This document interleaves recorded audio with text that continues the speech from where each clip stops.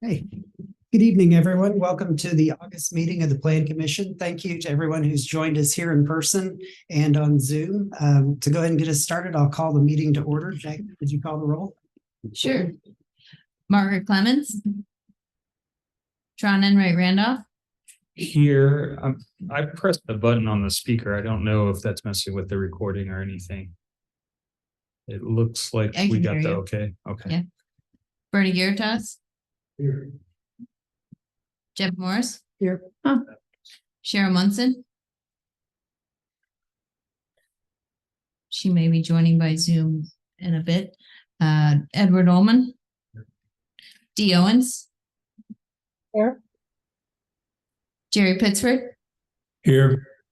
Julie Thomas. Here, and I will note that Cheryl Munson's listed as an attendee. She needs to be promoted to panelist, and then she can be here.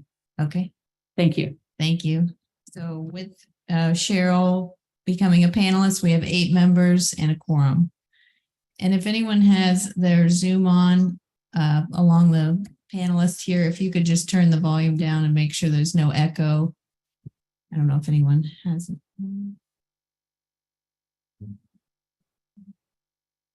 Okay. All right. Thank you. Okay. Moving on to introduction of evidence, Jackie. Yes. I'd like to introduce the following items into the evidence. The Monroe County zoning ordinance as adopted and amended. The Monroe County comprehensive plan is adopted and amended. The Monroe County subdivision control ordinance as adopted and amended. And the Monroe County Plan Commission rules of procedure as adopted and amended. And the cases that were legally advertised and scheduled for a hearing on tonight's agenda. I move approval of the evidence. Second. It's been moved and seconded to approve the introduction of evidence. A vote in favor is a vote to approve. Tron Enright Randolph. Yes. Bernie Garitas. Yes. Jeff Morris. Yes. Cheryl Munson. Edward Ullman. Yes. Dee Owens. Yes. Jerry Pittsford. Yes. Julie Thomas. Yes. And I'll try Cheryl Munson one more time. Okay, not sure. The vote passes 7-0. Okay. Thank you, Jackie. Moving on to the approval of the agenda. Jerry, you're going to make a motion to slightly alter the agenda to move the CDO and the rest of the administrative business to the end of the meeting, I believe. Yes, sir. My motion is for the amendment of the agenda to place administrative business item number 1 as first on our agenda, followed by new business, which is a hearing of a petition, followed by the remainder of administrative business. Second. Okay, it's been moved and seconded to amend the agenda as presented, which would be item number 1 under administrative business going first, going down to new business, and then returning to the remaining items under administrative business 2 through 4. A vote in favor is a vote to approve the amended agenda. Bernie Garitas. Yes. Jeff Morris. Yes. Cheryl Munson. Yes. Edward Ullman. Yes. Dee Owens. Yes. Jerry Pittsford. Yes. Julie Thomas. Yes. Tron Enright Randolph. Yes. Okay, motion carries 8-0. Okay. Next item is the approval of the minutes for May 16, 2023. Do I have a motion to approve? Okay, it's been moved and seconded to approve the minutes. A vote in favor is a vote to approve. Jeff Morris. Yes. Cheryl Munson. Yes. Edward Ullman. Yeah. Dee Owens. Abstain. Jerry Pittsford. I abstain. Julie Thomas. Yes. Tron Enright Randolph. I'm not sure where we're at on the vote. I'm not sure if I was in attendance. I wasn't able to. You weren't listed as absent. I was, I just- that's what I thought. So I'll have to recuse myself. No, you were not listed as absent. Oh, I was not. Dee and I were, but not you. Okay, then I'll motion, or my vote is yes to approve the minutes. Okay, Bernie Garitas. Okay, so the vote is 6-0-2. Okay. And Thanks, Jackie. So moving on to administrative business, the first item is the discussion with the highway department regarding driveways and subdivisions. Lisa?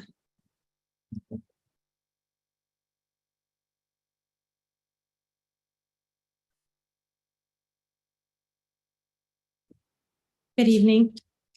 I won't take up too much of your time.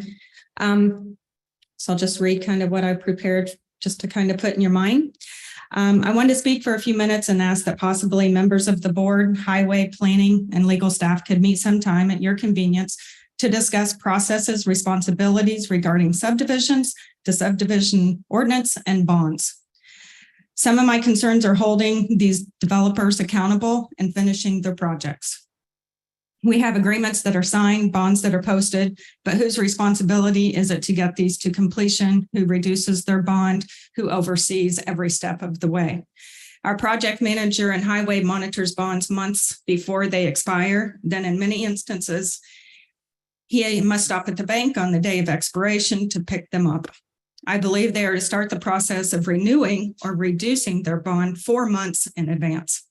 I've never understood why highway tracks the bonds for subdivisions when we only require the 2-year maintenance bond after completion. But it's been this way for 35 plus years. I want to make sure the highway is doing everything that they are required to do and try to get these projects to completion, get roads accepted if need be, and take care of them for those residents in those subdivisions. But not do duties that we have no legal authority to oversee, just because it's been that way. There's not a department or a person at fault here. Highway planning, health, building, we all work in open gov and we work very well together on these projects, but we can only do so much. We need the help and the responsibility to fall onto the petitioners and the developers, not the staff.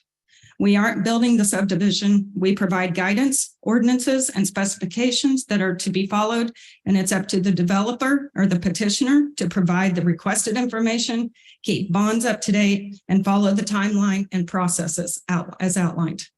We are in hopes that time could be dedicated to crafting a new ordinance under the CDO that better reflects what is happening on the ground with these subdivisions. And so the public and the county are not held responsible at the end of the day for finishing what these developers have started. Thank you. Thank you, Lisa.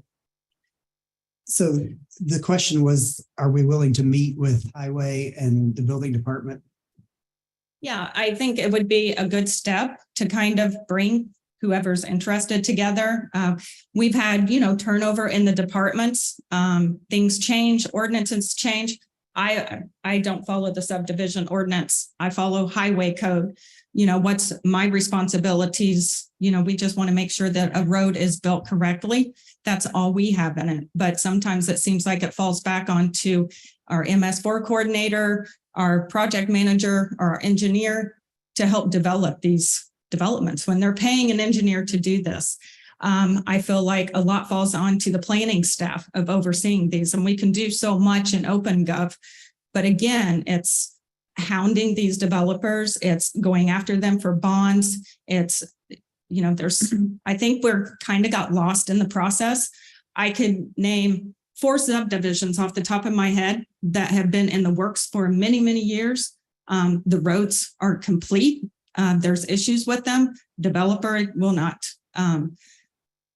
reach out. They've walked away, so to speak. The people that pay for that is the residents of those subdivisions, Gentry East, Glen Meadows, Hoosier Aloha, Freeman Fields, Emerald Trace. And it's just, there's not enough bond. And it's my understanding that sometimes the developers will put trees and sidewalks onto homeowners. We don't have a bond with homeowners. We have a bond with that developer to finish this project. But we have so many sitting out there that we cannot maintain the roads. We get calls, we get yelled at. Mhm. And the people in the subdivision can't get the roads done because there's nobody to take responsibility. So I don't know where to begin this process. I don't know how to make it work. I don't know how to fix it. But I think you have a really good planning department and highway department and legal department to make it work. But I think also there's responsibility because I believe you're the authority that approves these subdivisions and these, what they adhere to in these developments. Okay, thank you. Do any of the members of the Plan Commission have comments, Commissioner Thomas? My comment is this, I absolutely agree with you, and I think it's really a sad state of affairs because the bond is not sufficient for us to complete the project. So I think part of it is bonding. Clearly we're going to need to get more, we're going to need to figure out a better way to get a recommendation from you all about where things are with roads and whether they're up to county standards. But we don't know that when we're approving it, right? So we need to work on this. My suggestion will be twofold. I think it would be great if you, planning, legal, sat down, figured out what is the best way to do this. Maybe look at what other counties are doing who aren't having this problem to this magnitude that we're having. And then come to a work session with whatever proposal you all come up with. I think I would be most interested to see what the outcome of that conversation is. And I think we could do something, hopefully statutorily. And if we need to go to the commissioners to change an ordinance or whatever, let's do that. Thank you for bringing this up. Any other comments or thoughts? And I'll just say that Yeah. Lisa was kind Cheryl- enough. Go ahead, Dee. No, Cheryl has her hand up on the screen. Okay, Cheryl, you Hello, want to go? hello there. I just wanted to second what Commissioner Thomas proposed. And the county council doesn't have much of a role in this, but we do have a commitment to good government, and we need to improve this for the health of our local government and for our citizens. Thank you. Thank you, Cheryl. Jackie? I was just going to thank Lisa for bringing this to our attention and working with planning staff ahead of time. We have been coordinating, and this has come to an issue because this is the way our ordinance is currently written. And so for us to be making changes, you will be seeing that in the county development ordinance. And we just want to make sure that we allocate the appropriate amount of time to this kind of discussion because these are longstanding issues, and I don't believe there's a silver bullet for fixing what's happened in the past, but hopefully we can come to a good agreement about how to deal with these in the future. Thank you, Jackie. Any further comments from the Plan Commission? I mean, I guess I'm still somewhat unaware of what is really being asked for us Plan Commission members to do, except for listen and entertain maybe some ideas of how to enhance this process. I mean, it's a little outside of what I've typically done on the Plan Commission, and I've been serving on the Plan Commission since 2016, and I think I served another year as a appointed member. So this is the first time I'm hearing about it. So I mean, like, we really need a lot more information about exactly what the issue is, like maybe some examples, what we're looking to fix. I mean, I feel just a little outside of my depth here. I'm not sure if anyone else does, but I'll speak for myself. And without a lot of information of exactly what you're asking, what the problem we're trying to fix is, I won't be able to really render any kind of opinion because I still don't really fully understand the problem. Yeah, I think if we follow the route that Commissioner Thomas proposed and have a working group between legal, planning, and highway, we could become privy to the issues at hand and better discuss any recommendations. Yeah, Mr. Pittsburgh.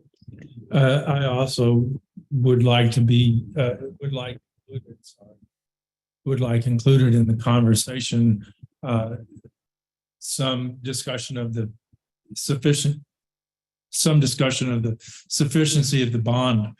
Because I don't know in recent history if that's been a problem, but in the past, it has been a problem. And right now we are in a rather volatile marketplace, I'm sure, for materials, and then for the developer side of things to commit money to a bond that you can't touch in such a high interest market is a significant factor. So we need a 360-degree view of this.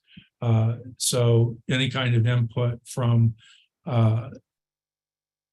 petitioners who have frequent road requests, road issues, or even just the history. We maybe don't need to hear exactly from them, but we do need a voice from the petitioners and not simply the county looking at only the county's perspective of it, because this is a business decision and we are part of the business of development for this county.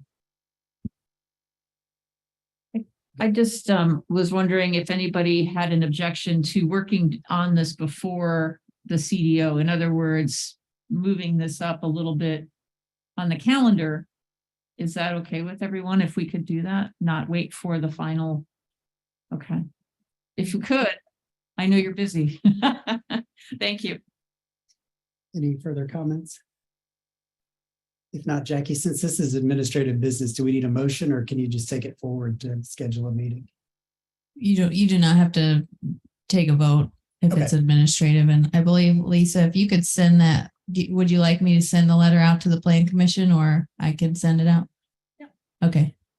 That's perfectly fine. And I wasn't really asking anyone to do anything and no reaction today. I just wanted to bring it to your attention. It's nothing new. I've been there 35 years and it's been an ongoing situation for 35 years. So, but I think it's time, it's an opportunity to fix these instances that occur. And it also helps the residents of Monroe County that move into these new subdivisions. So it was just kind of hand in hand with trying to make it all work together with the CDO and the ordinance and working with the different departments to make this work so we can get away from these issues. Okay.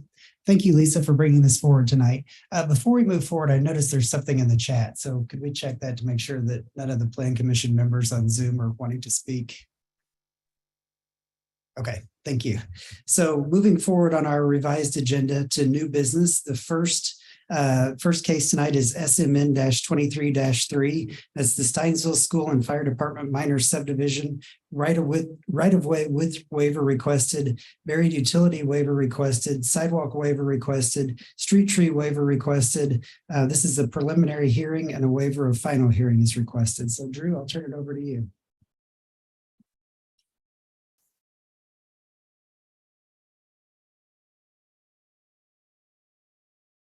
Thank you.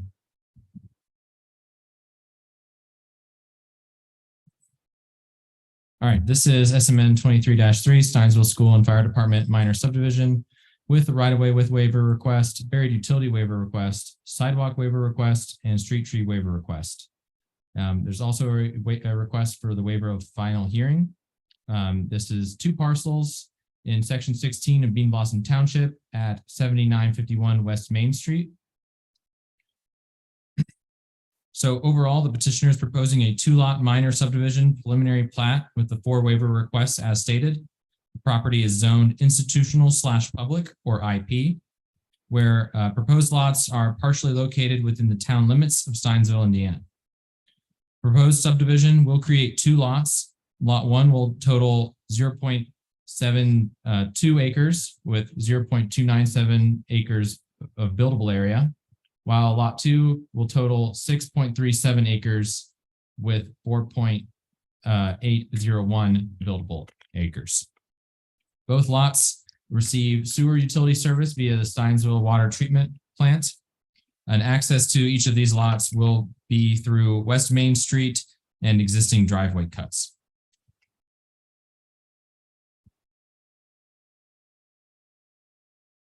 So here I have a discussion of the waiver requests. We have 4 for this petition in particular. First is the right-of-way width waiver. According to Chapter 856, for a street that is classified as a minor collector, such as West Main Street in this area, the right-of-way dedication required for a subdivision is 45 feet. The petitioner is requesting only 17 feet in right-of-way dedication in this area along the frontage of both lots, and that is due to a number of reasons. One of those reasons is that in order for the former school building that exists on Lot 2, in order for that building to maintain its meeting of the front setback requirement, this is the maximum amount of right-of-way that can be dedicated here. Additionally, for lot number 1, which currently exhibits the existing Bean Blossom Township Steinsville Fire Department structure, they're requesting only 17 feet of right-of-way at that lot as well, because the structure is very close to the roadway. And this is enough right-of-way to be dedicated so that they can still not have the structure itself be located within right-of-way. That structure will not be able to meet front setback, and a note has been added to the plat that notifies of that distinction. Next, we have the buried utility waiver. Chapter 856 requires that all utilities be located underground. There are some exceptions to that rule, including utility lines that are above ground on public roads, right-of-ways, or in easements that serve other properties. So there are some utility lines within this subdivision that does meet the exemption. However, there is a line that planning noticed that does extend into the property that does not serve any other properties that would require undergrounding. So that is why that waiver is here this evening. The next 2 waivers are sidewalk waiver and street tree waiver. Those are both required from Chapter 856, mainly due to the fact that the subdivision is located within a designated growth area in one of the rural communities as identified by the comprehensive plan. For the sidewalk waiver, there is an existing 4-foot sidewalk that is located on lot number 2, which is the former school property. That 4-foot sidewalk only occurs in that area. It does not connect to any other sidewalks in the town of Steinsville. And then there's not enough room in front of the existing fire station on lot number 1 for there to be a sidewalk. So that is the reasons for the sidewalk waiver here. Finally, the street tree waiver. It does require that trees be planted or preserved within 5 feet of the right-of-way and 1 tree planted for every 40 feet of frontage. There are 2 existing street trees in front of the former school building. However, it is one of planning staff's recommendations that in lieu of street tree plantings, that the preliminary plat be shown to have a tree preservation area instead. And I imagine the petitioner will have more to speak on the waivers and answer some questions from the Planning Commission as well. Here on the screen, I have the location map along West Main Street, the red highlighted polygon, and the site conditions map as well. So you will note that there are some slopes greater than 15%. However, those areas will not be disturbed because there will be no new development. This subdivision is mainly occurring to put the fire station and the school building on their own respective lots of record. The highway department has no comment given that West Main Street is maintained by the town of Steinsville. Stormwater provided some informational comments, basically in support of preserving existing trees and the planting of new trees if necessary, and also stating the benefits of having trees with regard to a stormwater perspective. Table 1 describes more details of each of the lots regarding acreage, buildable area, utilities, and other items. This is all included in the packet. On this screen, I have 2 aerial images. You can see the former school building in the foreground here, the largest building. And then to the north, you can see right next to the water tower, there is the existing volunteer fire station. Here we have the preliminary plat. And this next page is it zoomed in just a little bit more to give you a better view of what's being requested. Along where my cursor is, you can see the existing 4-foot sidewalk in front of the former school building. The 17-foot right-of-way requested along the entirety of the 2 lots. And again, up here, you can see the existing fire station being very close to that line and being very close to the road as well. These are just a few exhibits that are also included in the staff report. It's the Monroe County Vision Map that talks about how West Main Street is listed as a high priority road improvement. And then I also included a letter from the Division of Historic Preservation and Archaeology from the Indiana Department of Natural Resources that talks about just this year, the Steinsville Historic District was approved by that office. Okay, that brings me to the staff's recommendation. Overall, staff recommends approval of the subdivision based on the findings of fact that the proposed preliminary plat meets the subdivision control ordinance, subject to highway engineer reports, MS4 coordinator reports, with the following condition. 1, that the petitioner addressed all remaining comments from planning staff pertaining to plat edits. And planning staff also recommends approval of each of the 4 subdivision waivers. That includes the right-of-way width waiver, the overhead utility waiver, the sidewalk waiver, and the street tree waiver, the last of which with the additional condition of approval stating the petitioner designates an area on the plat to serve as tree preservation. I will now take any questions. Go ahead, Commissioner Thomas. It's about the street tree waiver. I'm wondering if there's something we could create that would be worded a little bit more strongly. For example, to designate an area on a map could be 1 foot by 1 foot square, right? So, and it sounds like Ms. Latonia, our MS4 operator, has some suggestions or ideas for ways to enhance. This is a very slopey area, which slopes into the town on top of it. So, so I wonder if we could get something more strongly worded. And then my next question is, if an area is designated for tree preservation, does that become a conservation easement? Or is it just noted on a map and it gets into a file drawer and the electronic file drawer and never seen again?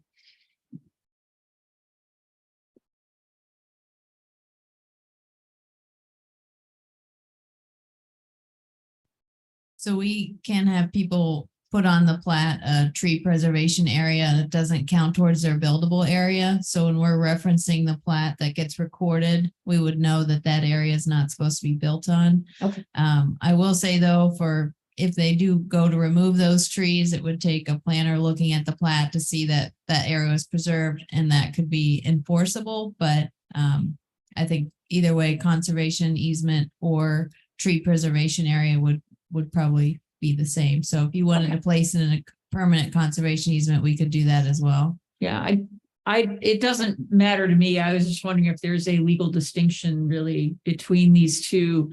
I don't want to hinder their ability to build next to it or near it or whatever. I think designating area is a great thing. We never, when do we check, right? But same thing with the conservation easement, but I am wondering if we could get something worded a bit stronger on the planting of other trees. They don't have to be on the street, and I can see why they can't be on the street. But if Ms. Latonia believes that there is a call for it, that it would be beneficial, then instead of the street trees, we could have that. And whether it's preservation or planting a few more, whatever it may be. So I just would like something a bit stronger. Maybe it's something that for the petitioners to think about when they come up here. But that's my only comment. Otherwise, makes sense. Thanks. Thank you. Any other questions or comments? Drew, can you check Zoom to see if anyone has hands raised, please?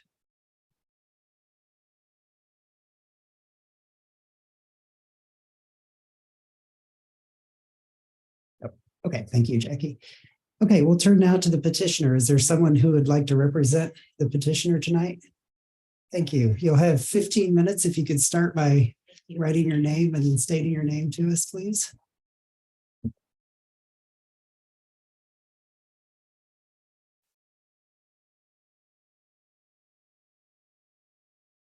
Good evening. My name is Darla Brown and I represent the town of Steinsville. And I don't have a whole lot to add to the staff report. I think it was very thorough. As noted, the whole purpose of this petition is to simply memorialize something that's been in place for years now. The fire station has been there since 1963. The location looks pretty much like it has since 1963.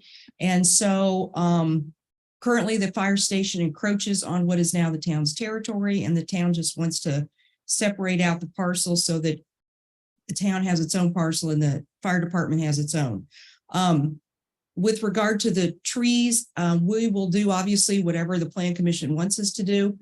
Certainly Doug Graham is willing to go back and indicate an area on the plat for tree preservation. If you can go back to the pictures though that show the fire station and the trees, there's really not too much, there's no space for anyone to go to build, because that parking lot area there is going to still belong to the town. And it's my understanding that the terrain behind the fire department's pretty rough. So I'm not saying somebody couldn't get back there to cut down trees or build, but they need a lot of equipment. So it's not likely it's going to happen. And you can see how close the fire station is to the road there. So thank you for hearing us out. And we are asking for several waivers, but we appreciate your attention and we'd ask you to grant all of them and the petition. Thank you. Okay, thank you, Ms. Brown. Do any members of the Plan Commission have questions for Ms. Brown? Okay, Thank you. you. We will now turn to the public speaking portion of the event. So is there anybody here that is here to speak in favor of this petition, or anybody on Zoom?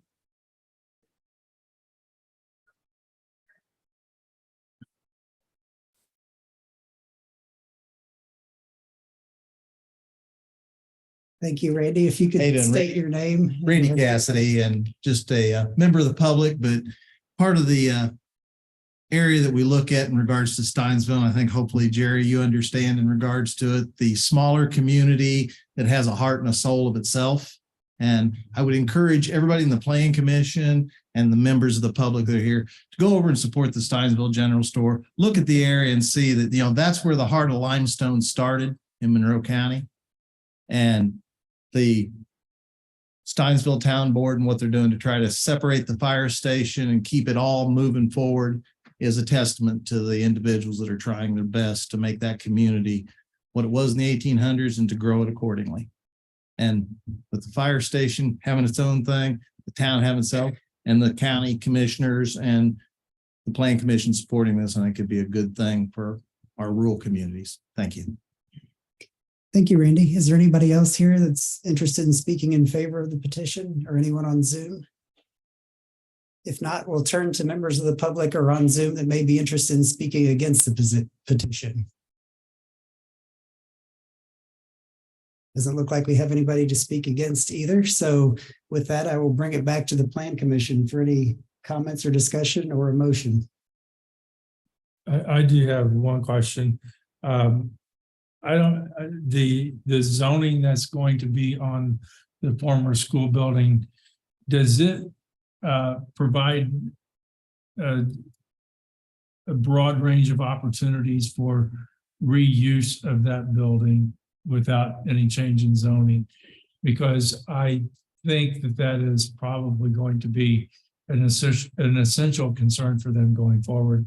So if it's not addressed in this petition, maybe we can address it when we do the CDO and get some sort of attention to that. I can pull up the table for the chapter 802 that states all the permitted uses in the IP zoning district. But it looks like there are some uses that are available to the site. I'm not sure of what Steinsville is wanting to do with that property. I know that there's been some conversation in the past about what their plans are for that structure. But I know that planning staff has talked about the idea of a PUD as well in the past to provide some flexibility in zoning. Okay, well, and I don't think we necessarily at this time need to go through those. I just know that that building, if it's going to be in contingent use, some conditional uses are going to have to be considered, because it's going to take really some creative thinking to make that building a viable use going forward. So I'd hate for them to get very far down the road on some creative proposal to find out that then they have to go through the zoning process. And the old adage is to strike when the iron's hot. And if you get into that situation, the iron would cool pretty quickly. So since I know that folks concerned with that building are here, I said I'd mention that. Any other questions or comments? I know this is, they've asked for a waiver of the final hearing, but I'd really like to get something a little bit clearer on the street tree waiver. And I will note for the record that I went out during the tornado cleanup early in the summer, and the school was put to great use by the Red Cross. So really appreciate that they were willing to help out the community in that way. It was a nice community center for that recovery effort. But I would rather wait to get something clearer on paper on this. Thank you. To that item, Julia, we do have in the subdivision control ordinance, there's some language about tree preservation. In chapter 856-43B2, it states that the number of trees planted or preserved shall be equivalent to 1 tree for every 40 feet of frontage for the proposed lot. Such trees shall be planted or preserved for any subdivision not identified in chapter 856-43B1. Then it continues on about talking about administrative subdivision procedure. So we could include just that language simply. The number of trees planted or preserved shall be equivalent to 1 tree for every 40 feet of frontage. That way it preserves the same number of trees that was going to be planted. That would be great for me. It's clearer than what we have now, and I don't know if the petitioner is okay with that.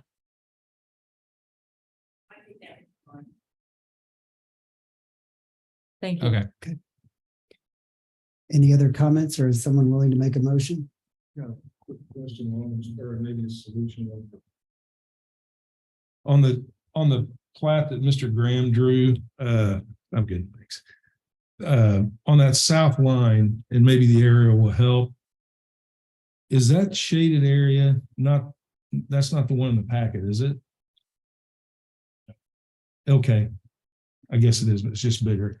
Is that south line, the hashing drew, is that intended to be where the tree preservation, or is that just showing the trees? The hatching that you see is the slope that's greater than 15%. Okay, on the south side, because it looks like on the aerial, when I'm switching back to that, it looks like on the aerial, that entire south line is wooded. I believe that most of the area that is over 15% in slope is currently wooded, although I can't say for certain. Because one thing I would be concerned with is where the fire department is located physically, and that tree area that's just to the east of it. I don't know that we would want to get into the tree preservation area there, partly for what Ms. Brown said with the, if there's any expansion.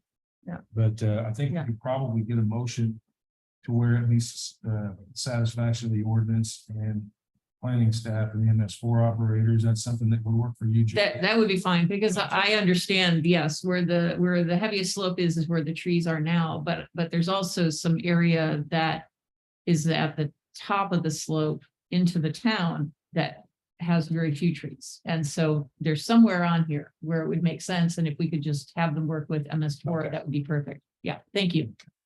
Okay, I can make a motion. Jerry, you wanted to make a motion on this one? Come on, have that discussion short, but I'm just trying to. Okay, you ready? Yep, go right ahead. Okay, in the matter of SMN 23 3, this is the Steinsville School and Fire Department minor subdivision. This is a 2-lot minor subdivision preliminary plat. I move that we approve this subdivision with the positive recommendation based on the findings of fact and that the proposed preliminary plat meets the subdivision control ordinance, and it's subject to the highway department, highway engineer's report, MS4 coordinator, and the conditions that follow. Approve that the petitioner address all remaining comments from the planning staff pertaining to plat edits. I also add that we approve the right-of-way with waiver based on the findings of fact, the overhead utility waiver based on those findings of fact, approve the sidewalk waiver based on the findings of fact, and we approve the street tree waiver based on the findings of fact, and that the petitioner and the petitioner's representative work with staff and the MS4 operator to conclusively determine where those tree preservation areas are going to be. Those areas are platted in the definition that Drew read under 856. Is that the proper chapter? Under 856 are listed on the plat. So from here forth, everybody can understand exactly what the agreement is. I think that's all I've got. Second. Okay, Jackie, we have a motion and a second. Could you call the roll for us? After you finish your notes. Okay, and just to clarify, do you wish to recommend approval on the basis of the petitioner's findings or on staff's findings in the packet? The petitioner's findings. Okay, so we will prepare those. I believe Margaret needs to sign those. Is that? Yeah, including your motion, that Margaret is authorized to sign on behalf of the planning commission. I would friendly amendment. I would add that President Margaret Clemens is authorized to sign on behalf of the planning commission. Accepted as a friendly amendment. Okay, it's been moved and seconded to approve SMN 23 3, which includes the preliminary plat subdivision with the condition that the petitioner address all remaining comments from planning staff pertaining to all plat edits, approve the right-of-way with waiver, approve the overhead utility waiver, approve the sidewalk waiver, and approve the street tree waiver based on the findings of facts provided by the petitioner that will be signed and is authorized to be signed by the Plan Commission President with the following condition on the street tree waiver: that the petitioner and representative work with the MS4 coordinator to determine the area of tree preservation to be in compliance with chapter 856-41. Is that Okay, yeah, and we're waiving the final hearing. Right? Yes, if I did not have that. Yeah. Waive the final hearing. Thank you. Thank you. and that to clarify that last motion, 856-43, apologies, and then it includes a waiver of final hearing. Yes. Okay, so a vote in favor is a vote to approve all of those items as well as a waiver of final hearing. So I will call the roll. And I do want to make a note that I apologize. Chris Cockrum is our city representative and he is present. He's a non-voting member tonight, but I do want to acknowledge his presence. Apologize, Chris. Okay, Cheryl Munson, Yes. Edward Ullman, Yes. Dee Owens, Yes. Jerry Pittsburgh, Yes. Julie Thomas, Yes. Tron Enright Randolph, Yes. Bernie Garitas, Yes. Jeff Morris. Yes. Motion carries 8-0. Okay, thank you, Ms. Brown. So that finishes up our new business. So we'll jump back to the second item under administrative business, which is case SIA-23-1, the Brenda Ball Minor Subdivision Improvement Agreement. Daniel?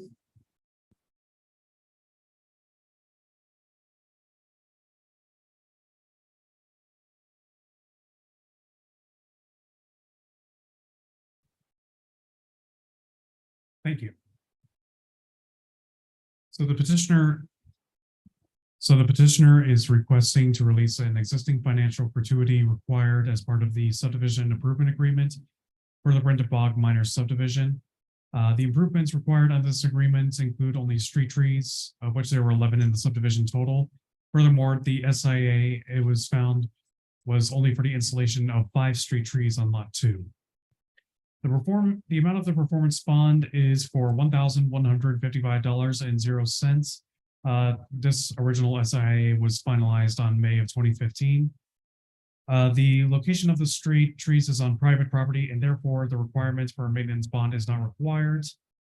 And while an initial site visit and subsequent review by staff found that one of the 5 required street trees was missing, said missing tree has been since planted.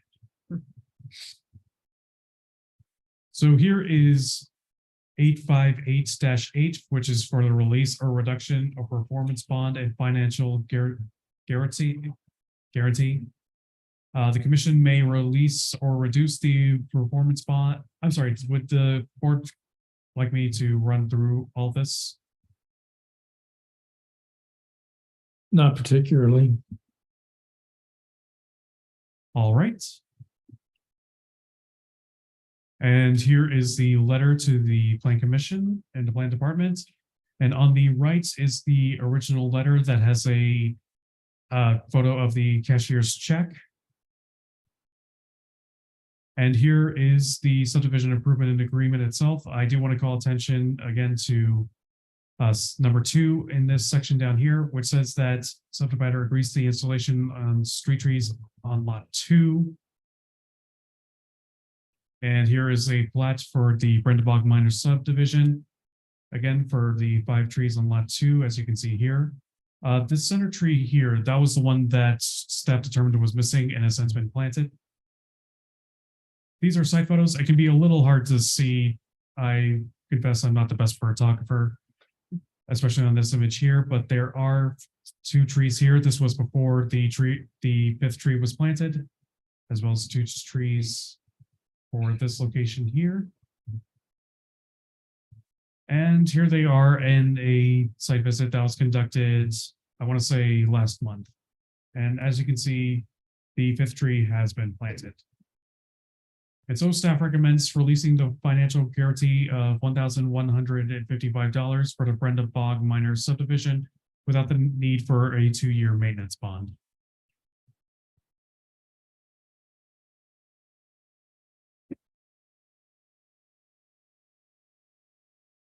Hey, are there any questions for Daniel? I'll ask a question. Is this related to some of what the discussion was at the beginning of the meeting where? Yes. Okay, so I remember seeing some of these at our admin meeting saying, you know, a lot of this is not something that is discussed extensively at the Plan Commission. So I guess more information on these types of, you know, requests would be very helpful. It sounds like the problem has been fixed. It sounds like we're releasing this, but I guess my real question, does this just naturally like become released after everything is in compliance? Why are we releasing it? So we can free up their capital or something? Like, is there not like a sunset on this, or when they like hit compliance, it just automatically, why are we seeing a higher frequency of these requests? So according to the subdivision control ordinance, if a person who subdivides a property is not able to finish all of the improvements at the time of final platting, which is when the lots get created and building permits can be issued, they can file for a financial guarantee, letter of credit, or a cashier's check. So in this case, the person applied under a cashier's check because I-69 was doing work along the road frontage and they couldn't put in the street trees at the time because they would be damaged. So we take in the cashier's check.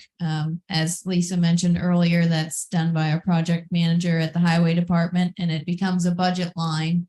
In order to release that budget line back to the applicant, we have a requirement under the ordinance to take it to you all for that release or reduction. So if you agree that our staff site visit is adequate and that you can see that the street trees are being planted and that the requirement is being met, you could authorize us to release those funds back to the subdivider. Okay, great. Thank you. I just have a kind of a question that pertains somewhat to this, but more general. How many bonds or cashier checks or I guess line items are out there that are waiting to be released once they come to compliances? Is there any, now that's just maybe for future discussion. So, you know, I get a better sense of really what kind of issues going on and where maybe we can provide some assistance, recommendations, and even ultimately a solution to kind of what was expressed earlier today. So I'm very curious of how many, I guess, lines, if you will, or it sounds like there's 3 different ways that they are able to kind of proceed, and how many of those are still kind of under the plan commission to release. So I know I'm not asking that super clear because I still not really versed in this way of this part of the plan commission. Yeah, I would say there's at least 20 and that we could give you a better report back once we do a little bit more research and meet with the highway department and present that information to you all in a comprehensive way. Okay, so thank you. Thanks. Thanks, everyone. I just have one point for the clarity of the record here. Under petitioner, we have Elizabeth Taylor listed as owner and Elizabeth Taylor as applicant, but the documents in the petition bear the name Elizabeth Thompson. I think that might be a genuine typo on our part. It is supposed to be. Okay. Well, just for the sake of having a clear public record, that should be corrected. Any other comments or questions? I don't see any hands raised on Zoom either. Would anybody like to make a motion? I'm willing to make a motion. I guess I just need to know how to cite it. Get back to the I agenda. think it's up on the screen there, Tron. Okay. Just staff, or I move to release the financial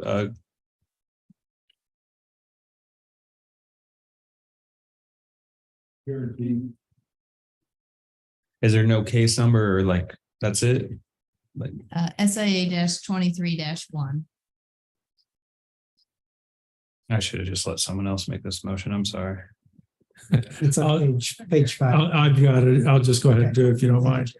In case number SIA-23-1, this is a request for release of financial guarantee for subdivision tree requirement, which has been met. I move approval. Second. Thanks, Jerry. No worries. Okay, it's been moved and seconded to release the subdivision improvement agreement financial guarantee for SIA-23-1. A vote in favor is a vote to release the $1,155 for the Brenda Ball minor subdivision as a result of street tree installation. Tron Enright Randolph, Yes. Bernie Garitas, Yes. Jeff Morris, Yes. Cheryl Munson, Yes. Edward Ullman, Yes. Dee Owens, Yes. Jerry Pittsburgh, Yes. Julie Thomas. Yes. Motion carries 8-0. Okay.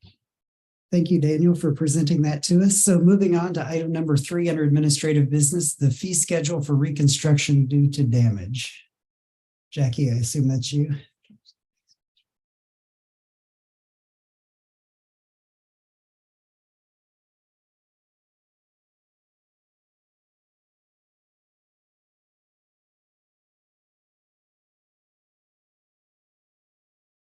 Okay, so last time we spoke, we discussed possibly two options for the fee reduction as a result of natural disaster or disaster. So staff has placed in the packet two options for your consideration. So the first option reads reconstruction from damage due to fire, flood, wind, earthquake, explosion, etc. And the fee would be $50.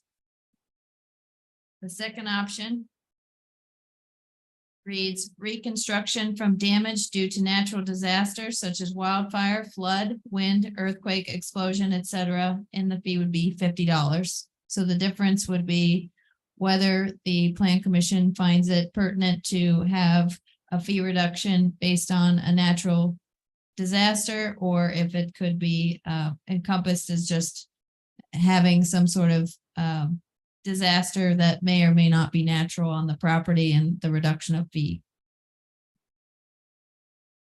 I have a comment on that, if you're done. Yeah, go ahead, Dee. Thank you. Technically, a wildfire can be either natural or human caused. Explosion is usually human caused. Flood can be either. I mean, it might be better just to say due to a disaster. Go ahead, Tron. Damn I'm in it. complete support of just due to a disaster. I think any type of relief that we can provide for someone experiencing difficulties is, I think, is a public service that we should be looking to strive for. Yeah, I would agree. I do think that having to make that determination is just a lot of extra time that the petitioner won't need or won't have, and we shouldn't spend on this type of thing. I just trust people to do the right thing, I guess. But if anybody's very concerned about making sure that it is something larger scale, we could make it contingent on having an emergency declaration in the county about the event. Because we did that for the floods, we did that for the tornadoes, that takes into account a lot of FEMA issues and loans and grants and things like that for homeowners and business owners, but it is something that recognizes that it was not a one-off. It was not a, single resident impacted. But for me, I don't think we need to do that. I'm happy enough to just help people, whatever caused the fire, the damage. Let's just get them back on their feet. Right. Thank you. Any other comments? I do agree that it feels like any type of disaster that somebody's going through, that anything we can do to help, I'm sure would be appreciated. So I think differentiating just makes it more complicated. Yep. Any other comments, or is anybody willing to make a motion? Can we just make a motion to for the second one, but take out the word natural, so the word disaster is still there?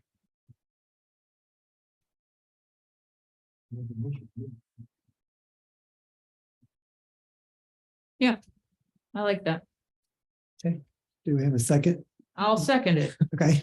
I had to read it. I had to see it on that screen. Yeah, it makes sense. Okay. Do you need that No, I can read it. better, or is that good? I'll go ahead and read it out loud. So the motion has been moved to change the fee schedule to read as follows. Reconstruction from damage due to disaster such as wildfire, flood, wind, earthquake, explosion, etc. would be a fee of $50. A vote in favor is a vote to add that line item into the fee schedule. Bernie Garitas, Yes. Jeff Morris, Yes. Cheryl Munson, Yes. Edward Ullman, Yes. Dee Owens, Yes. Jerry Pittsford, Yes. Julie Thomas, Yes. Tron Enright Randolph. Yes. Okay, motion carries 8-0. Okay. Thank you, Jackie, for bringing that back this month. So we'll move to item number 4, which is the last item on administrative business, the CDO work session. Jackie? Remember they had to deal with the wetlands. So I wanted to bring to your attention the CDO Module 2 that has been posted online. We were unable to meet at the administrative meeting, but I wanted to bring it forward as an administrative item to the Plan Commission and bring you up to speed on what staff has been working on and some questions that we have for the Plan Commission that hopefully we can get answered from you all. So the first item I want to bring up is that we are going to be hosting 4 listening sessions throughout the county. We have online a flyer that one of our planners, Ann Crecelius, was able to make for us. So there's 4 locations that we will be hosting public meetings in the county, and I'll go ahead and just read those out loud since we're hoping that anyone listening on CATS TV or in person are able to attend. So the first meeting is Thursday, August 24th at 5:30 p.m. at the Monroe County Public Library. The second meeting is on Tuesday, August 29th at 5:30 at Ivy Tech Community College. That will be in Lampkin Hall. The third meeting will be at the Ellettsville Town Hall on Tuesday, August 31st at 5:30. And the fourth and final meeting will be Thursday, September 5th at 5:30, which will be at the Monroe County Government Center, room 100B. There will be Zoom options for all 4 meetings. And the goal of these listening sessions are to listen to the public. So we will, so 2 goals that I have stated here. So we want to listen to county residents, whether they're satisfied or dissatisfied with their individual draft zoning, and then also relate that draft zoning map back to the draft use list so that we can use these meetings as a way of informing the public of not only what their draft zone will be, but how to utilize the draft CDO and get their comments. And we believe that that will be useful down the line as we go into public hearings and we can make revisions to the Module 2 so that it best reflects the community's wants and needs. At the meeting, we will have a handout, which is also online on our monroecdo.com website. And this will be useful for anyone that attends in person or that's online. If they want to call our office, if they're unable to attend, they can fill out this handout,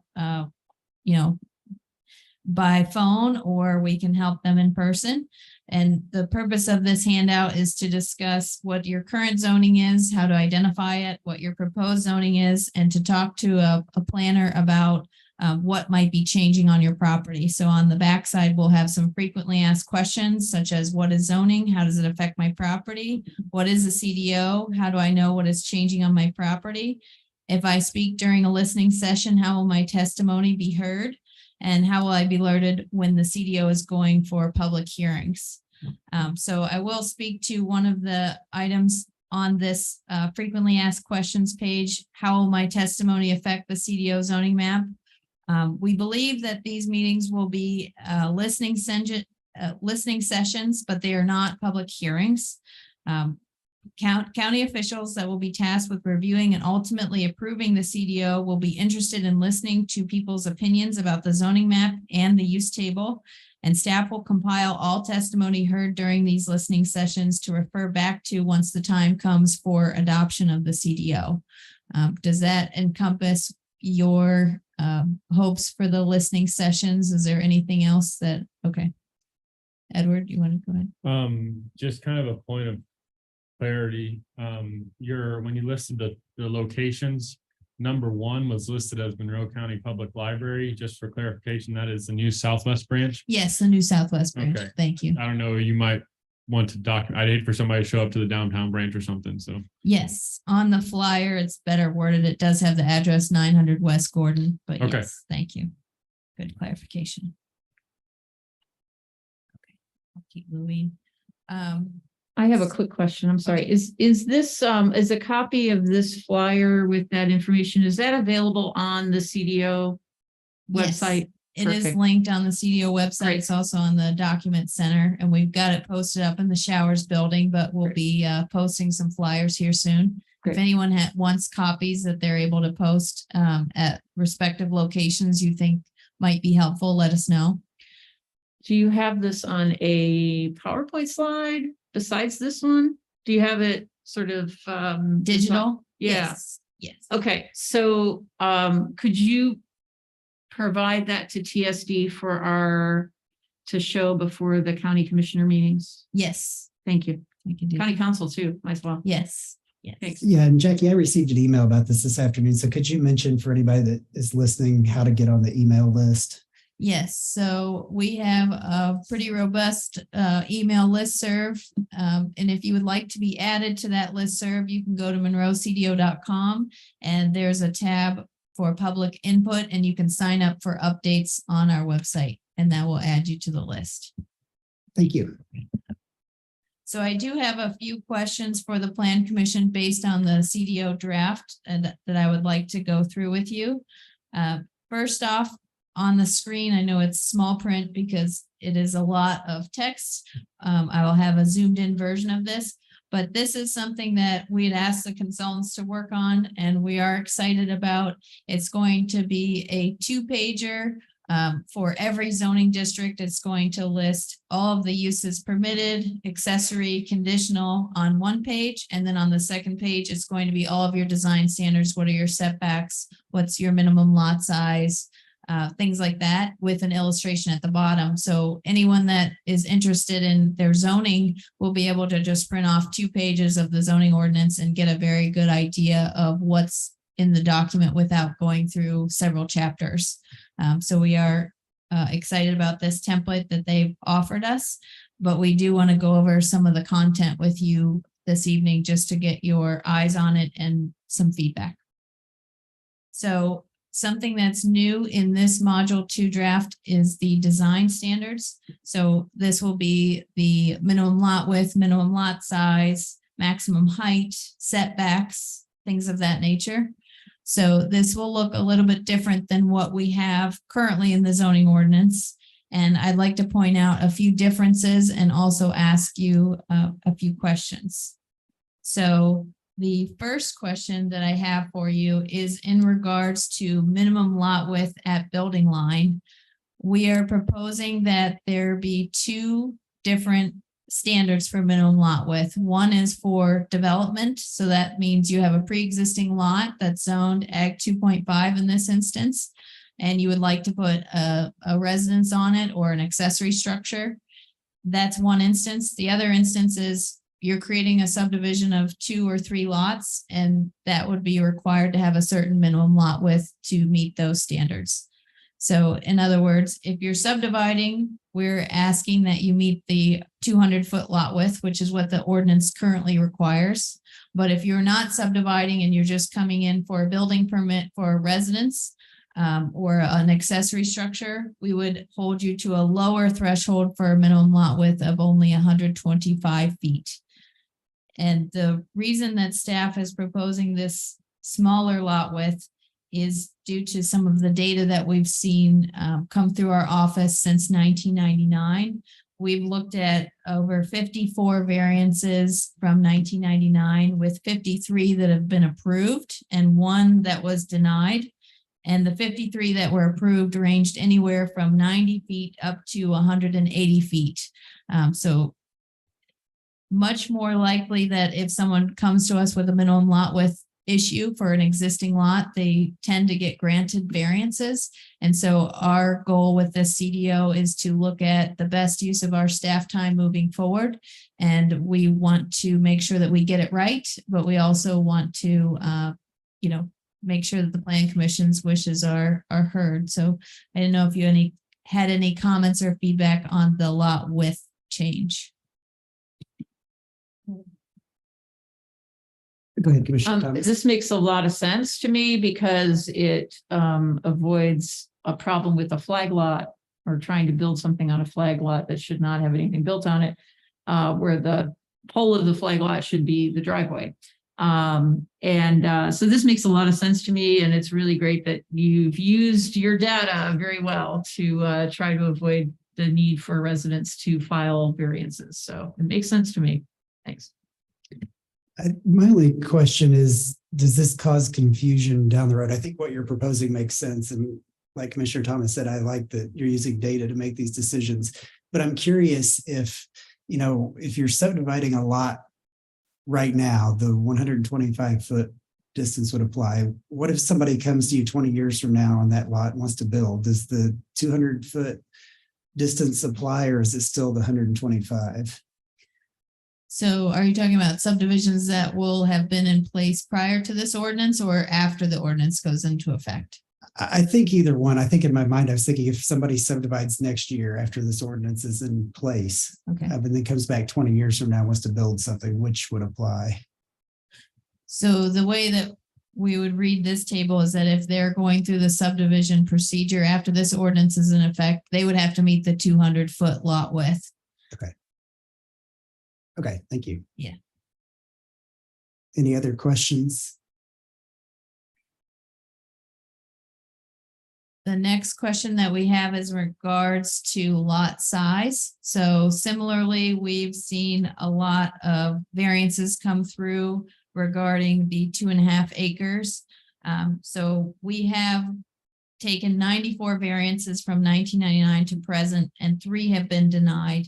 I looked up the median lot sizes of the draft zoning map of the Ag 2.5 properties, and it looks like right now it's about 1.3 acres.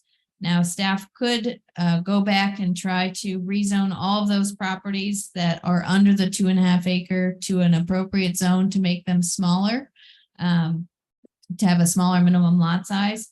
But we don't want to have situations in which, there may be 1 lot or 2 lots in an area of Ag 2.5 that we would then have to separate out just due to lot size. We're wondering if it makes sense to have some discretion to allow for a deviation from that 2.5 acre minimum, or if staff would rather, or if you would rather staff just go through and attempt to zone those properties for the sake of the minimum lot size only.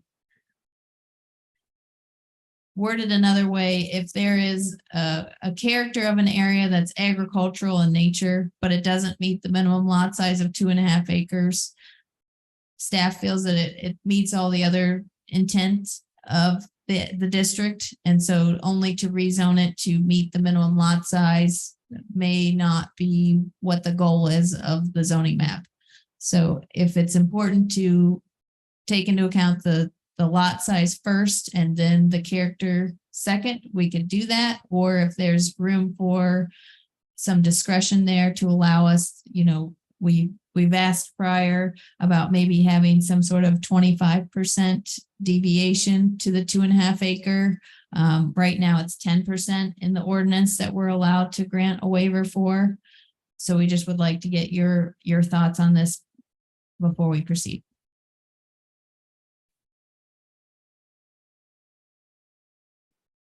Go ahead, Bernie. So the reason why we probably had 94. Sorry, could you speak into the mic? The reason why we probably had 94 variance requests was because on the last zoning ordinance, we overlaid agro reserve on areas that adapted to the character versus what the individual lot sizes were at the time. Would that be correct? That would be, yes, that would be correct. Okay. We haven't necessarily subdivided property, to my knowledge, since the 1997 ordinance that have been under that threshold. I know prior to that timeline, we used to allow subdivisions lower than the minimum lot size, which has created some difficulties for us. But moving forward, we have not. So it may have just been an error at the time of the 1997 zoning map. But people do identify sometimes with the naming of these districts and sometimes can be alarmed at the change of their district naming or zoning district. And so I want to verify that it's first important to factor in the lot size and then address that to the lot or the zoning district that most matches that lot size. Or if you want us to go by what the character of the area is, what it's used as, and then have a deviation of that lot size. So then if you could explain again, a little slow here, the 10% and the 25% and how staff would or the plan commission, whoever would use that as a tool to use that as a tool. So right now, if there's a 10% deviation and someone comes forward with a 2.25 acre lot, they are not required to go through the variance process. But if they have 2.24 acres, they would be required to go through the variance process. Increasing that to 25% would give that person even more room to be able to develop on the lot without getting a variance first. What would be that math? Sorry. 62.5%, Okay. or 6.62 acres, sorry.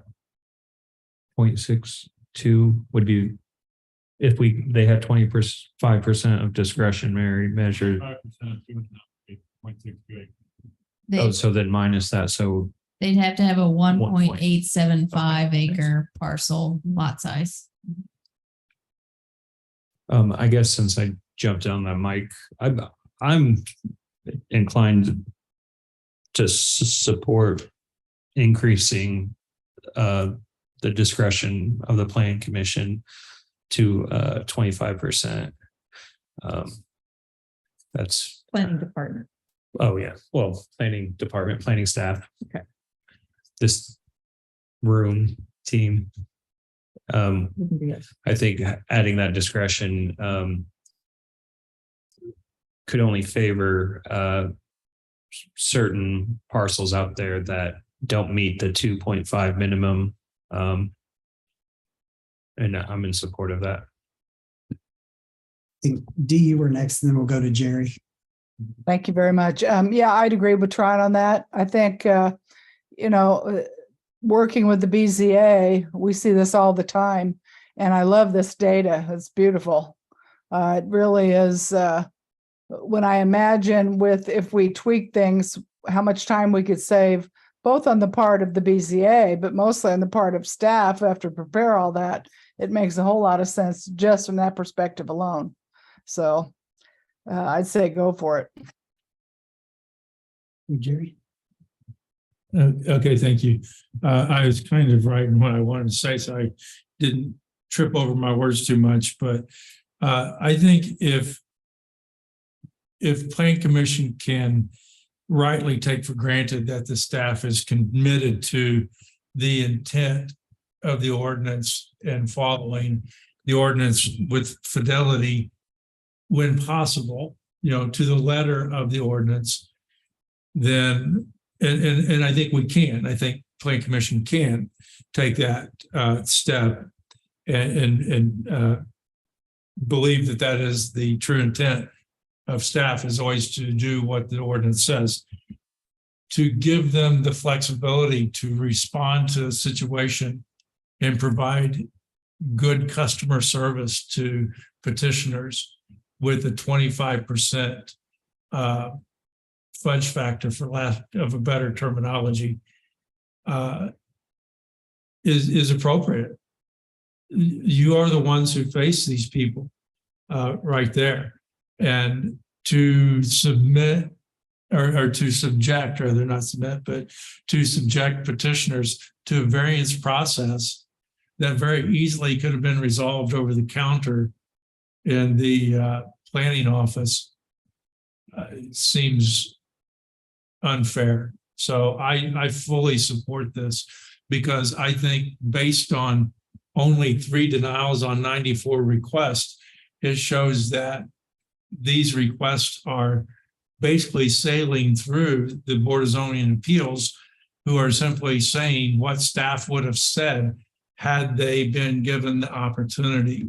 And for that reason, I seriously support this and think we really ought to kick ourselves for not having thought of it earlier.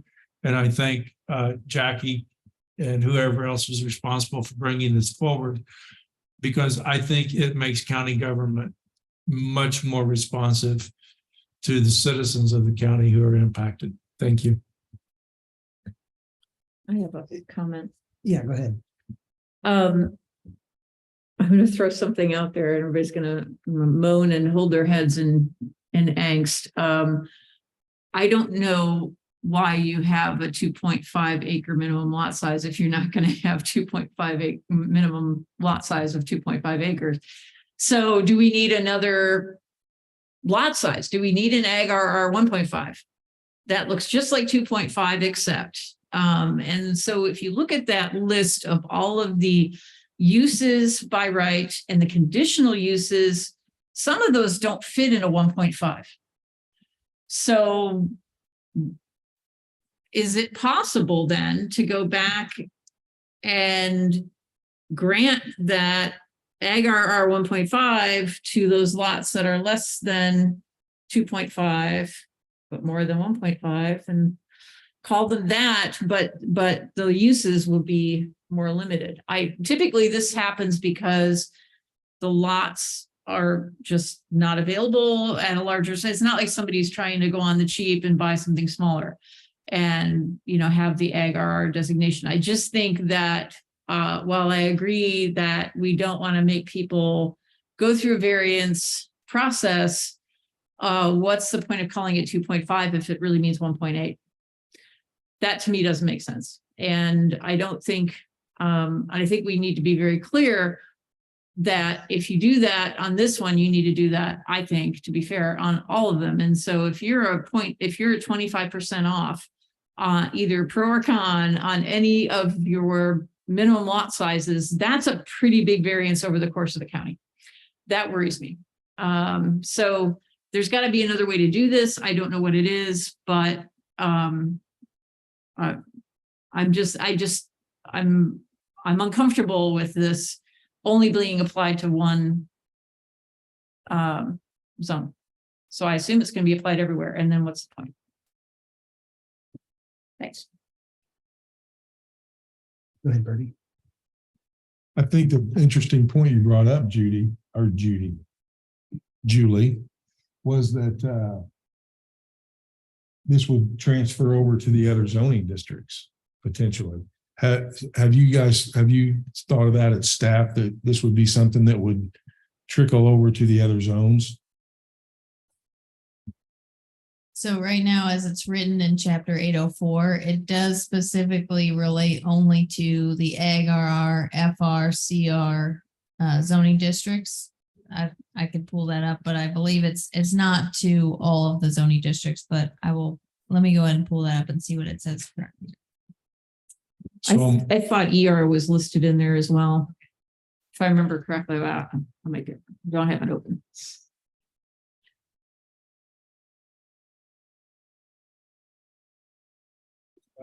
Electronic or paper? Okay.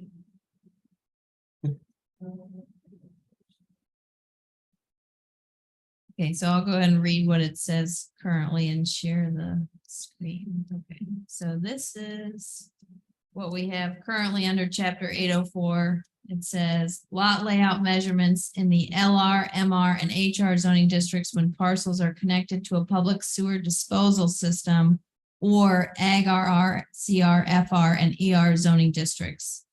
And it says legal pre-existing lots of record shall be deemed to conform to the height, bulk, area, and density regulations when one of the following situations is present. Lot isn't a platted subdivision, or the director determines that the lot or parcel configuration measurements are consistent with the prevailing measurements for lots and parcels in the neighborhood. In making the determination, the director shall not approve a deviation of greater than 10% of the standards set forth in the table.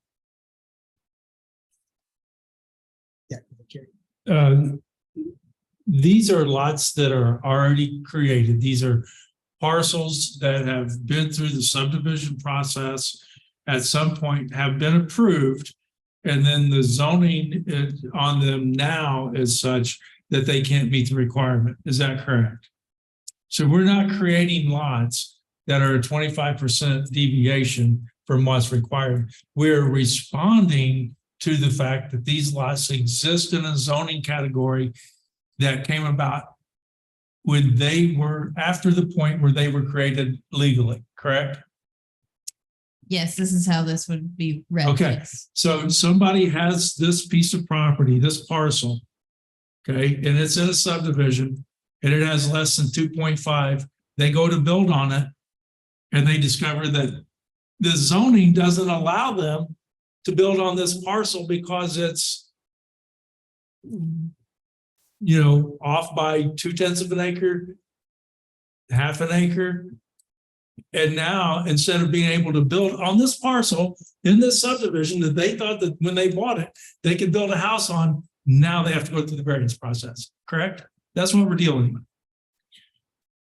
Well, the last part you said, if it's in a subdivision, Right. if it is in a subdivision, that standard would not, Okay, but it's a piece of property. It's a parcel that existed.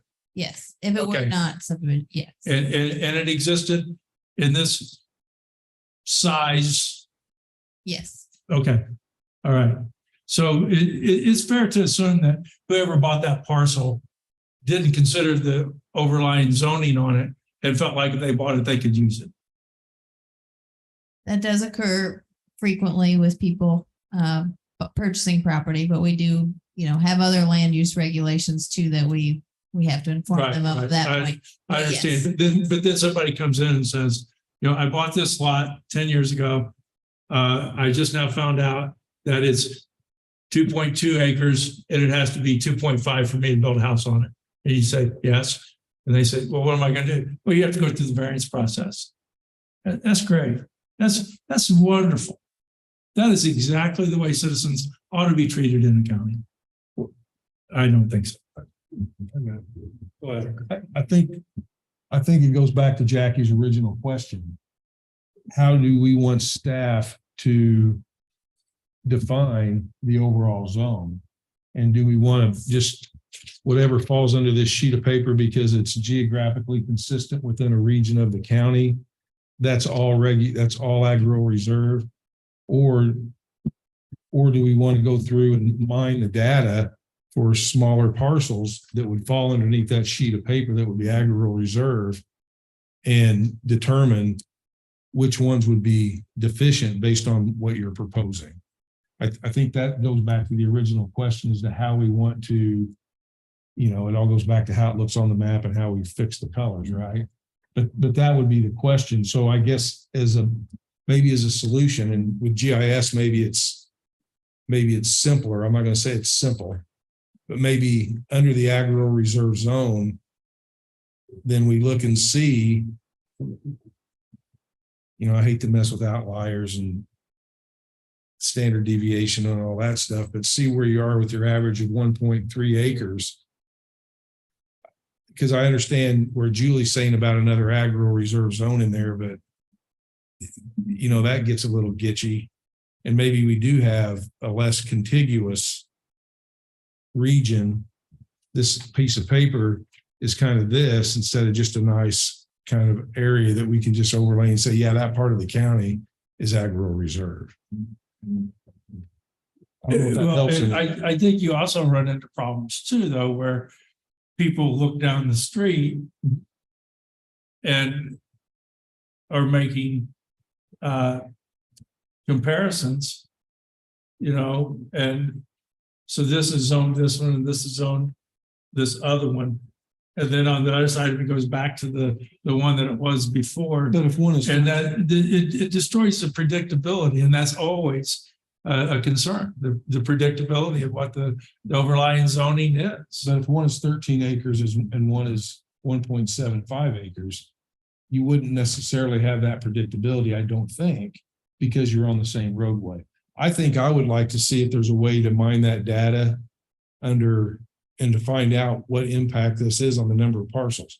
The 96% or three denials out of 96 petitions is what I'm kind of hanging my hat on, that staff should have a lot of latitude here, but we are creating the zone that falls over these areas.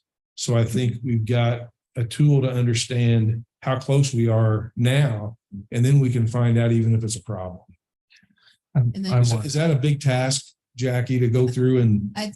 No, I think that's good guidance. I'll also mention though that by changing the zone based on the lot size alone, we will be shifting the uses that'll be permitted within that area. So if it's, let's say the majority of the lots that are lower than the 2.5 acre threshold are used for residential anyways, we could verify that. But if they're used as agricultural, I would be less persuaded to rezone them to a residential zone to make their use non-conforming. So that's where the discretion for the size may be handy, but I understand that it defeats the purpose of the naming of the district and other attributes of the district. So we'll go ahead and take a look at that zoning map and try to reallocate some of those smaller lots to a different zone and maybe report back to you on some of those changes when we get to the draft zoning map. I have one final comment. And it just goes kind of to all those pre-existing non-conforming parcels out there. And I've said this a lot, that we need to figure out a way to provide them opportunity to do things. I feel like we've really kind of hamstrung a lot of potential, development on these pre-existing non-conforming lots in all the zones. And I don't think that's a good way to move forward by trying to fit a square peg in a round hole. It kind of feels like one person got in trouble and we punished the whole class. So I really strongly advocate for any ability for staff to build in more flexibility for these pre-existing non-conforming lots that are across the county. And yes, I do think technology can help assist with some analysis, but the data is not necessarily perfect. So I understand being able to do the best that you can with what we have with our parcel data. And Cornelius made a great point that our right-of-way parcels might kind of skew some of the initial analysis, but there's other codes that kind of distinguish what type of use those parcels are. So that might help filter out some of kind of the data. So making sure we're only looking at lots and not right away. So, but again, I think we really need to figure out a way to address these pre-existing non-conforming lots across the entire county, not just in this particular zone. The last item on this design standard table, which I hope that this discussion will encourage everyone to take a closer look at the module 2 draft. And certainly we're not covering all the content even within this table, but these are some of the important points that I think we want to point out that's changing. So the last item is this discussion about the maximum impervious cover and then a maximum impervious cover for development within a critical watershed. So if a lot is within a critical watershed that the MS4 program has put together a shapefile layer, we would be able to pull up a lot and see whether it's constrained by that layer. Then it would have a smaller impervious cover allowance. So right now, under the zoning ordinance, we have a maximum lot coverage, and in some zones, we have a minimum open space area requirement. So the difference between lot coverage and impervious cover is impervious cover is everything that in which water cannot drain. So that would include driveways, that would include other, decks, concrete patios, tennis courts, basketball courts, things like that are not covered right now under lot coverage. So this is a large distinction that we want to make sure we have support, or whether you would like to see any changes to this. We're still fine tuning the square footages and trying to get those correct based on what we see as an average in the county. But do you have any thoughts on switching from lot coverage to impervious cover?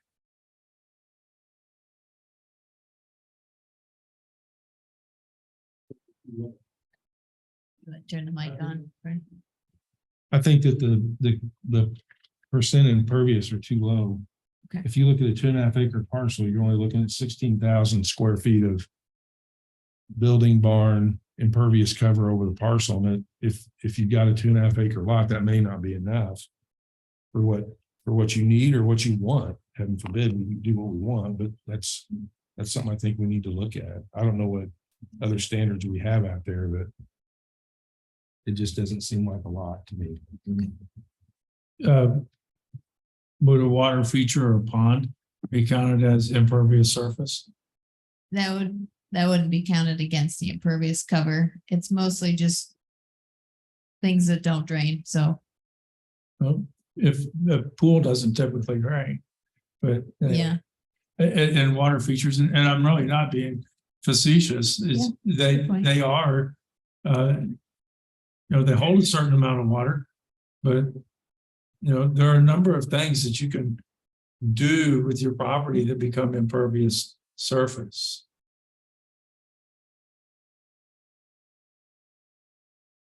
I'm curious how this relates to stormwater ordinance where we're basically retaining the same amount of runoff that exists currently. So if they build, more impervious surface, they still got to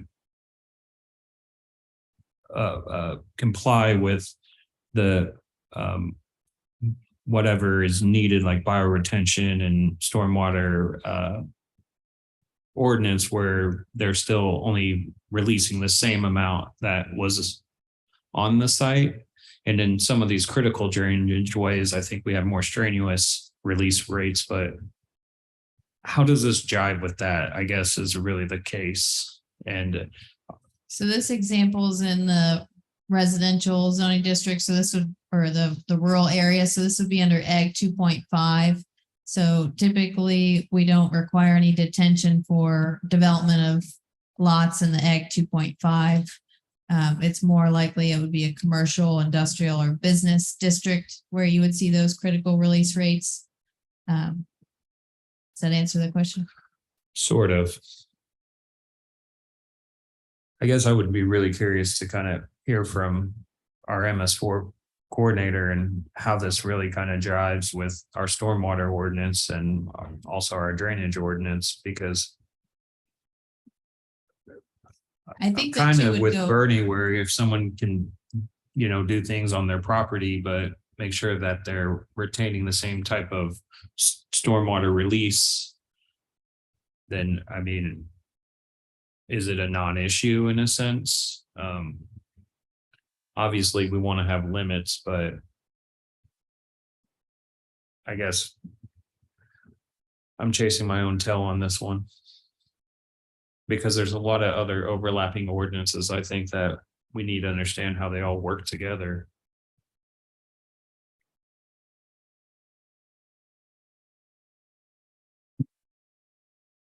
So maybe a little bit more information from stormwater in regards to how this relates to their ordinance. Or if they have any recommendations or opinions on this. Okay. Jackie, Yes, just for clarification, we're only talking about ag RR here, this is a, ag 2.5. you will see similar information for other zones, but for tonight's purposes, we're just talking about Ag 2.5, yes. I just kind of want to echo something similar to what Bernie is saying about the numbers being low, because I think from an ag perspective, I've been on plenty of lots that have more than, your lower number of 10,000 square feet, that's like a quarter acre. I've been on plenty of lots that, for the sake of functionality from an agriculture perspective, requires a gravel lot, an asphalt lot, barn coverage of more than a quarter acre of surface. And so I think from a needs assessment, you're really cutting into the need of that land from an agriculture perspective, but that's a personal opinion. And there is I should have mentioned this earlier, there is a footnote on some of these measurements So 2 is applicable here and it says excluding agricultural buildings. If you don't like the way that that is formatted, or if you think that could be made clear, or if you think we should just not have an impervious cover maximum in this zone, those are all good comments that we could take forward and make those changes. But now, when you define agricultural buildings, you're only talking about actual structures. Does that include like the gravel lot or the paved lot around the grain operation that you need that land to be able to turn around trucks and things? And Right. I think you'd rather have an impervious surface than have gravel or like just dirt that you're just making mud at that point. So. Yeah.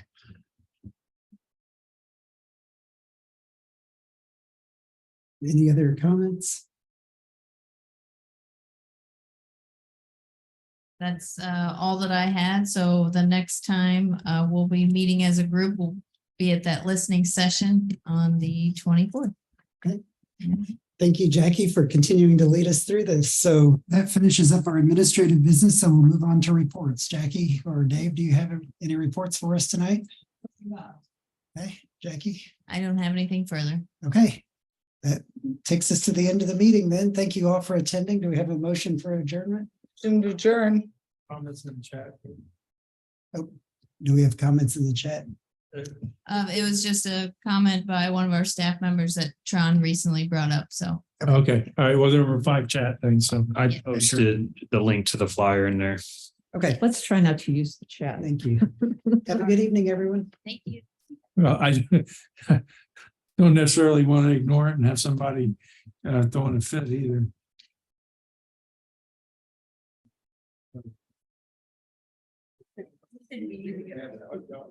Right.